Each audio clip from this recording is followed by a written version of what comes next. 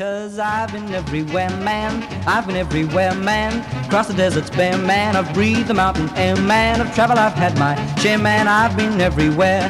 Been to Tullamore, Seymour, Coleraine, Lullaby, Nambour, Rochester, Kilmore, Rillaby, Coleraine, Lemmerville, Wallerville, Connemara, Connemara, Strathround, Prospine, Alladala, Coleraine, Gingin, Lillaquin, Muckdilla, Wallamilla, Buggerville, Cumberland, Coleraine. I've been everywhere, man. We're not sure whether that's true, Neil. Whether he's been there or not. No, whether that's the right way to say it. Well, indeed, there's probably someone who does know how to say it, and that is Lisa Gartlan.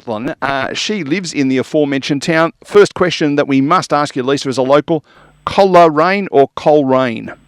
Hello, 2 syllables only. Coleraine, that's what I thought, but Rob's gone the option of Coleraine, and that way you didn't have to actually commit to it on the wireless. Yeah. It's a common mistake, yeah. Yeah. So thank you for joining us on Regional Roundup. We want to know about Coleraine, where it is, all that kind of stuff. So let's hit with the hard question. Where is it? We're in southwest Victoria. We're 1 hour inland from the coast of Portland and near the South Australian border.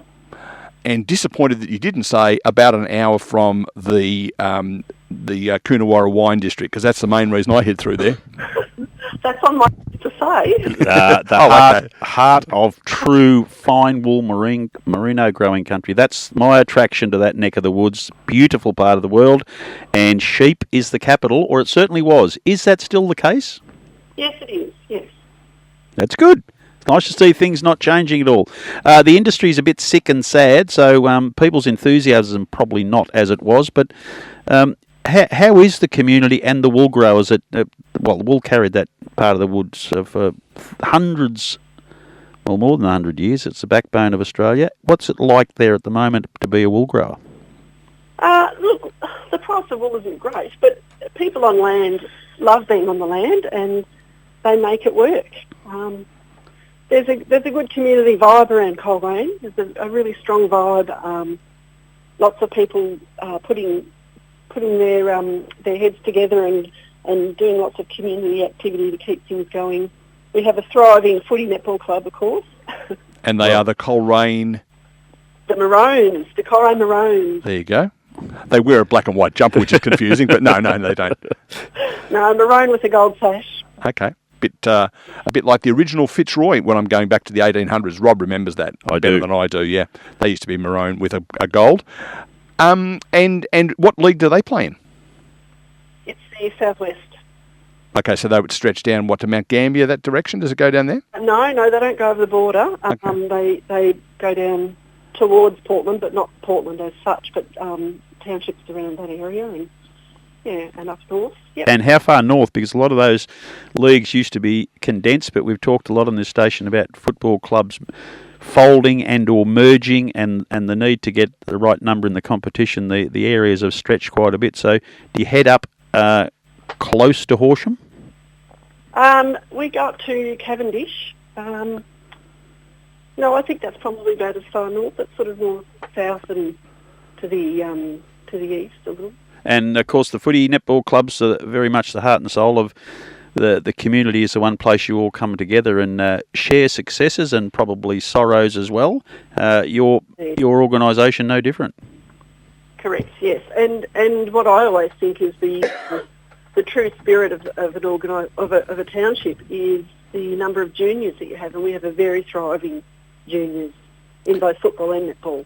Because that was a question I was going to ask you, and I've already stolen your thunder on one thing we'll come back to shortly, so I won't steal it too much. In terms of, if you talk to people who live in Geelong, they would know quite a bit about, the Warrnambool kind of road, because it's the main road, and they'd know about, going up to Melbourne and stuff. But that trip across through Hamilton, Coleraine, Casterton, across into South Australia is probably not one that is as well known as the others. Do you get a lot of people discovering Coleraine and going, I think I might live here now? Is that where the juniors are coming from, or are they locally grown? No, I'd say they're more locally grown, although we have seen a lot of growth in people since COVID. Has shown that you can work from anywhere, and housing prices being a bit more attractive here than, say, in the cities. We have had growth in sort of my age group. Early to mid-30s. Oh, yeah, that's it, yeah. So I want you to come back another time, you understand, so we always make sure we say nice things. I'm probably over halfway in my life.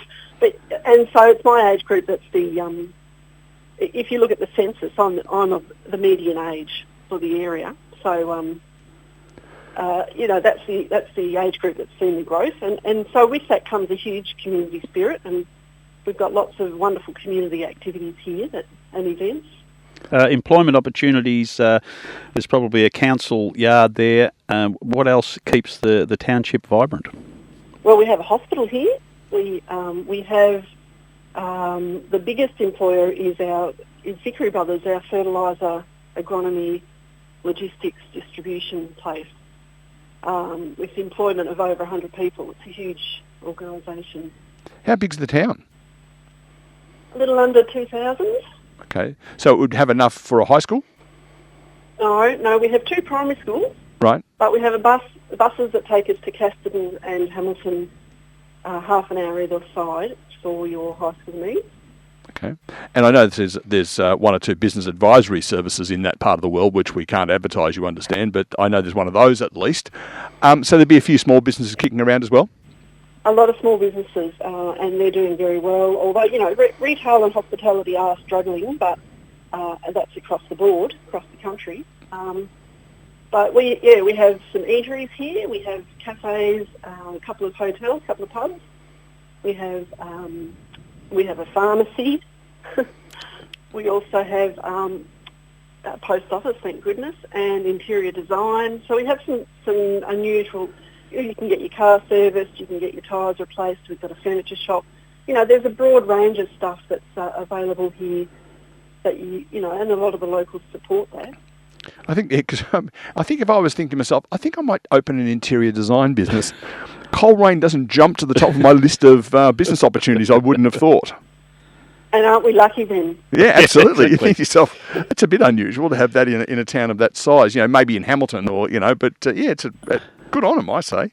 Now, Lisa, going back to the wild old 80s, being an ex-shearer, I do remember the spotlight of Victoria was on Coleraine for all the wrong reasons, where similarly to the shootout at the OK Corral, the wide comb dispute came to a head, and there was actually a gunshot fired in the village. Of the shearers getting along better these days?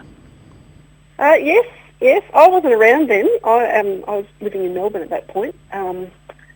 But I am aware of the wide comb dispute.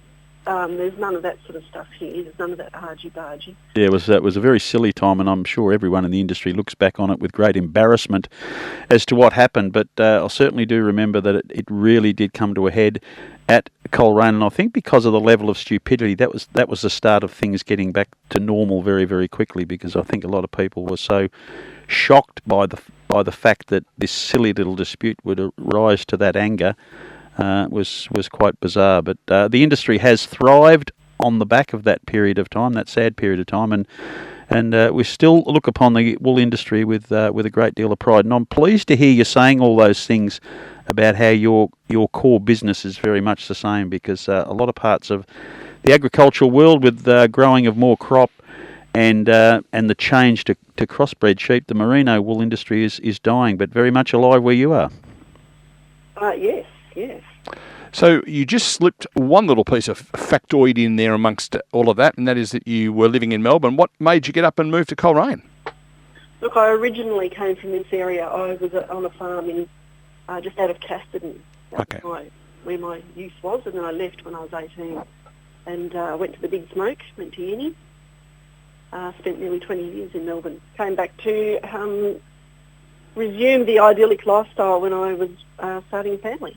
Because when I was a teacher many years ago, Charlton and Wedderburn were adjacent towns in the same way as Coleraine and Casterton. We hated each other. You were a Castertonian, how do you say that? And you end up in Coleraine. Is that well received, or do the towns get on pretty well? It's interesting. But, the rivalry, when Casterton and Coleraine were in the same league, football league. Yep. We had the Muntham Derby, the Muntham Hills in between Casterton and Coleraine. So whenever there was that playoff, it was a pretty spiteful sort of encounter. Now they're in different leagues, those football teams. So was the expression "on for young and old" appropriate at the time? Yes. Now, I did steal your thunder about the wine region. There is a wine region not very far from you. Tell us a little bit about that in the minute that we've got left. Well, the Coonawarra, it's a little over an hour. Beautiful Cabernets.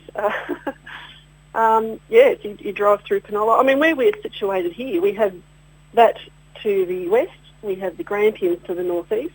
You know, we're in the perfect spot. Well, it's a bit like saying, do you want a Cabernet or a Shiraz? Do you go to Penola or do you go to the Grampians? Because we know a couple of winemakers in the Grampians, and the Shirazes from that neck of the woods are particularly good. Good morning, Shane, if you're listening. So there you go. Well, it has been delightful to find a Coleraine. It's one of those towns I haven't spent enough time in. I must come over, and the pie at the bakery would be all right, wouldn't it? Oh, we don't have a bakery, but we have a chocolate factory. Oh, that'll do. Oh, that's a nice trade-off. Yeah, no, I think if I had the choice, I think I'd go for the pie. But hey, if I have to put up with chocolate, I'll put up with chocolate. Lisa, thank you for being part of our conversation this morning. Lisa does run a business up there. We can name it. What's it called? It's LAG Business Advisory. And your name's Lisa Gartlan. I wonder where that name came from. You can find her on Facebook if you want to go looking, folks. Thanks for joining us on Regional Roundup. We'll look forward to meeting you at some stage. Thank you so much. Thanks, Lisa. Best wishes.